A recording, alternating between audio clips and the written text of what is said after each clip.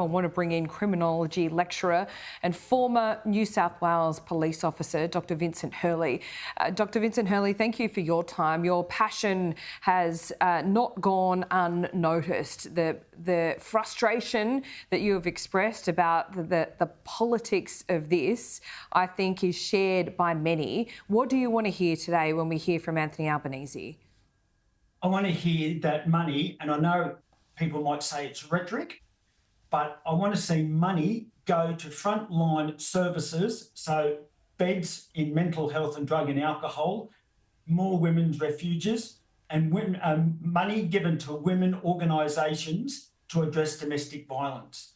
Going back to my Q&A the other night, I was appalled, as all Australians should be, that the politicians put politics above the murder of women, which is just absolutely disgraceful.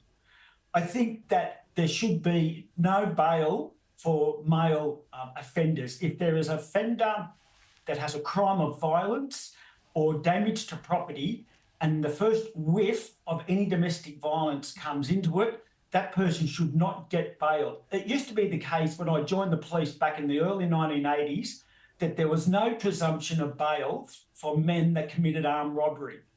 And that was when no one was injured. And here we have, since the 1980s, thousands of women that have been murdered at the hands of male perpetrators, and yet they're allowed to walk free. So I want to see there's no presumption of bail, regardless of what some in the legal fraternity or some in the civil libertarian say, because society deserves to be protected. That's the first thing. The second thing is that the federal government and state governments pour billions of dollars into infrastructure, be it Rozelle, be it the submarines, but they do not put money into generational change over 20 years to change the habits of men for anger management, for drug and alcohol, and for mental health issues, which are the underlying reasons for this. They don't do that. And the reason they don't do it is because it doesn't fit into their political cycle for re-election. They do not see an outcome with their term in Parliament. So they don't fund it for a reason. Yep, I don't disagree with you, Vincent. This is generational change. I would also say that governments can't do this alone. Money does go a long way, but it only goes so far. If I could get some of your insights throughout your career as a criminologist and a police officer before that, how and why have we got to this point? Has it gotten worse, or we're just now shining a spotlight on it? Tragically, it hasn't gotten worse. It has been the case since I joined the police in the early 1980s.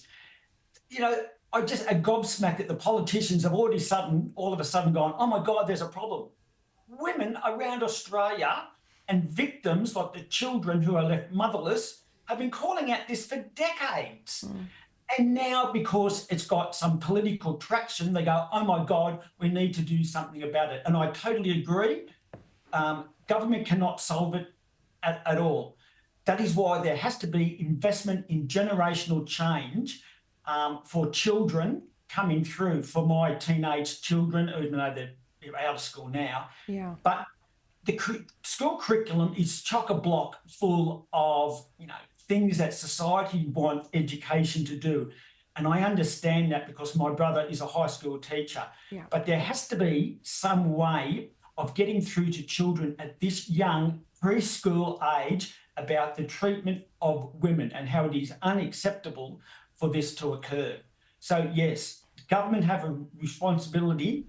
I, as a male, have a responsibility. My teenage twin sons have a responsibility. Yeah.